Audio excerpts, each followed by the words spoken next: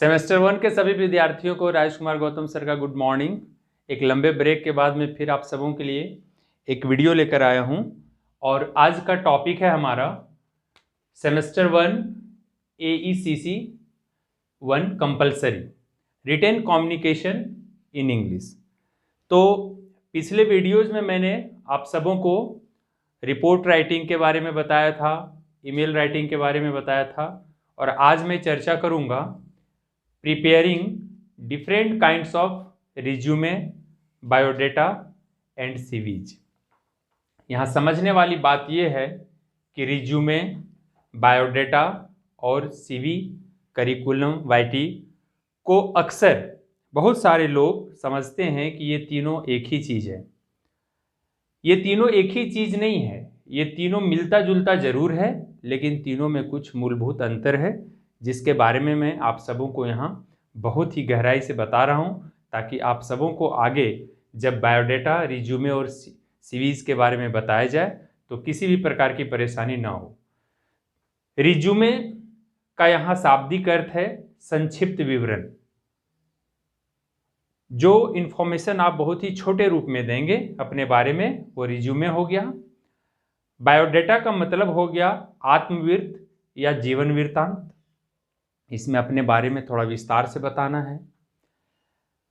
Curriculum वेटे जो है, जिसको अमूमन हम लोग सीवी बोलते हैं या सीवीज बोलते हैं, इसका शाब्दिक अर्थ हो गया शैक्षिक अभिलेख एवं कार्य अनुभव। यानी करिकुलम वाइटे में हम अपना शैक्षणिक चीज़ों से ज़्यादा जुड़ा हुआ चीज़ को प्रदर्शित करेंगे। बायोडेटा में थोड़ा अपना इंफॉर्मेशन जो होता है रिज्यूमे से वो ज़्यादा देंगे। आत्मवृत्त और जीवन वृत्तांत, इसमें पढ़ाई और शैक्षणिक के अलावा भी इंफॉर्मेशन रहेगा। और रिज्यूमे में क्या है कि हम बड़ा ही कॉम्पैक्ट ढंग से थोड़ा थोड़ा इंफॉर्मेशन अपने बारे में देंगे, तो वो रिज्यूमे हो जाता है।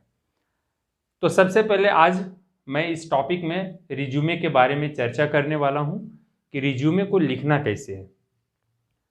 चूँकि आप सभी सेमेस्टर 1 में AECC पेपर के लिए ये वीडियो देखेंगे, तो उसमें मैं कोशिश कर रहा हूँ कि बहुत ही छोटे रूप में और बहुत ही सिंपल रूप से आपको रिज्यूमे समझाया जाए, ताकि आपको कोई परेशानी ना हो।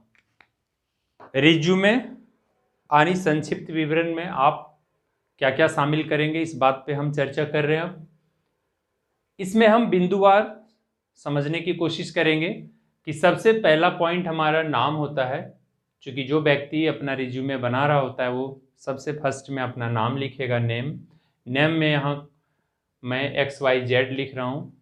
यहाँ आप कोई भी नाम जो आपका नाम है, या आप मोहन लिख सकते हैं, राजेश लिख सकते हैं, सलीम लिख सकते हैं, रहीम लिख सकते हैं, जो भी नाम आपको लिखना है। फादर्स नेम आपका ABC में यहाँ दिया हूँ, आप अपने पिताजी का नाम लिखें। उसके बाद डेट ऑफ बर्थ, अपना आप जन्मतिथि यहाँ दर्शाएं। जैसे मैंने यहाँ लिखा है 1 जुलाई 2021, ये जन्मतिथि है।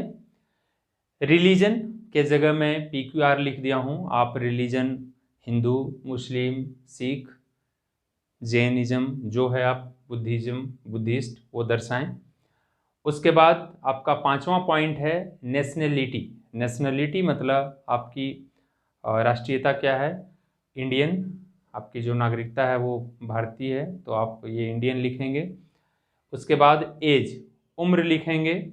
आपकी उम्र कितनी है, वो आपकी उम्र हो सकती है कि 20 वर्ष हो, 18 वर्ष हो, जो भी है वो आप यहाँ दर्शाएंगे। यहाँ ईयर्स लिखें। मैरिटल स्टेटस, इसका मतलब हुआ वैवाहिक स्थिति, आप शादीशुदा हैं या कुंवारे हैं। मैरिटल स्टेटस में इस उम्र में अमूमन लोग कुंवारे ही होते हैं, तो अनमैरिड लिखेंगे। अविवाहित, इक्के दुक्के लोगों की शादी हो जाती है, तो आप यहाँ मैरिड लिख सकते हैं। उसके बाद हॉबीज़ में क्या है, आपका शौक का चीज़ क्या है, पसंदीदा चीज़ क्या है। हॉबीज़ में बहुत सारे लोगों को सिंगिंग हॉबीज़ है, गार्डनिंग है, या मैगजीन्स पढ़ना, या म्यूजिक प्ले करना, तो ये सारा चीज़ आपका हॉबीज़ में आ जाएगा। तो हॉबीज़ में आप लिखें रीडिंग न्यूज़पेपर,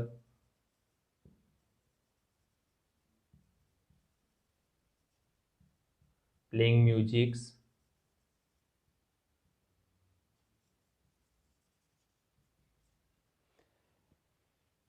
या सिंगिंग लिख सकते हैं,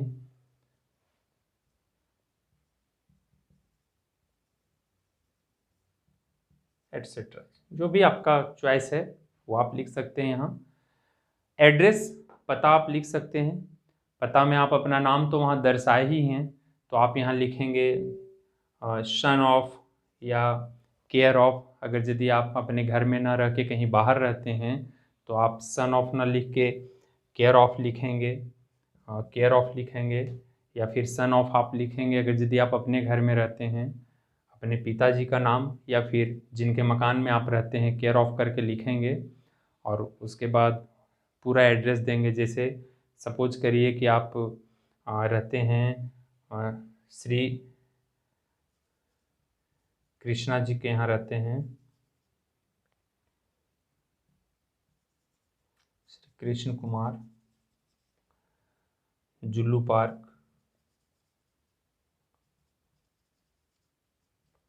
हजारीबाग। अगर हाउस नंबर है मान लीजिए तो वो भी आप दर्शा सकते हैं, हाउस नंबर 451। यदि आप कुछ भी है ऐसा तो आप संपूर्ण पता दे दें। और ये हजारीबाग से पहले ऊपर लिखाएगा, इसको आप यहाँ भी लिख सकते हैं। उसके बाद एजुकेशनल क्वालिफिकेशन की बात हम करेंगे, तो आपकी जो है सो शैक्षणिक योग्यता, एजुकेशनल क्वालिफिकेशन हो गया आपकी शैक्षणिक योग्यता क्या है, यानी आपने पढ़ाई लिखाई क्या की है, कहाँ तक की है। एजुकेशनल क्वालिफिकेशन में हम कुछ इस प्रकार का डाटा रखेंगे, और इसमें जो है सो सबसे पहले हम रखेंगे सीरियल नंबर, क्रम संख्या। उसके बाद क्वालिफिकेशन, योग्यता, बोर्ड या यूनिवर्सिटी का नाम, ईयर ऑफ पासिंग या पासिंग ईयर, परसेंटेज, प्रतिशतता, यानी कितना प्रतिशत, या डिवीजन भी दर्शा सकते हैं। तो सबसे पहले मैंने यहाँ लिया पहला मैट्रिक। चूँकि मैंने पहले भी वीडियो में बता चुका हूँ कि ये जो वीडियोज़ है खासकर उन लोगों को ध्यान में बनाया जा रहा है। वैसे विद्यार्थी जो सेमेस्टर 1 में आते हैं और AECC में एक पेपर इंग्लिश के रूप में रखते हैं, तो उनके लिए थोड़ा सहजता होना चाहिए। और हम समझते हैं कि अभी ज़्यादातर बच्चे ऐसे हैं जो जैक से या फिर बिहार बोर्ड से पास किए हुए, तो उनके लिए थोड़ी समस्या रहती है। तो इसीलिए मैंने उदाहरण के तौर पे इसी को प्रस्तुत किया है। पहला हम मैट्रिक लिखेंगे, 10th, JAC Ranchi, passing year 2010, percentage 80%। दूसरा है इंटरमीडिएट, जिसको हिंदी में प्रवेशिका भी बोलते हैं, +2 आप CBSE में बोलते हैं। जैक रांची से 2012, 75%। ऑनर्स हो गया प्रतिष्ठा यानी स्नातक, ये बिनोवा यूनिवर्सिटी हजारीबाग 2015, 65%। और चौथा है आपका MA, मास्टर ऑफ आर्ट्स, यानी स्नातक के बाद स्नातकोत्तर, बिनोवा यूनिवर्सिटी हजारीबाग 2017, 70%। ये हो गया आपका एजुकेशनल क्वालिफिकेशन। अब इसके नीचे आप लिखेंगे लैंग्वेज नोन। इसके नीचे हम लिखेंगे लैंग्वेज नोन कि आप कौन कौन सी भाषा जानते हैं। हिंदी कॉमन दे देंगे, इंग्लिश खोटा भी दे सकते हैं आप, रीजनल लैंग्वेज का भी आजकल बड़ा चलन है। फिर है एक्सपीरियंस, अनुभव आपका क्या है, आपका एक्सपीरियंस क्या है। 2 years working experience in NIIT Ranchi, कि आपने national institute of information technology, एक कंप्यूटर संस्थान में आपने 2 साल पढ़ाया है, ये आप दे सकते हैं। सैलरी एक्सपेक्टेड, आप क्या तनख्वाह की उम्मीद लगाते हैं अपने योग्यता के अनुसार, मैंने यहाँ 20,000 दिया है।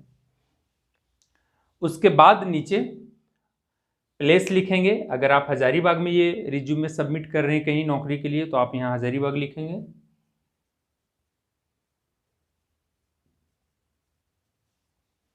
उसके बाद डेट, आप अगर यदि आज सबमिट कर रहे हैं तो आप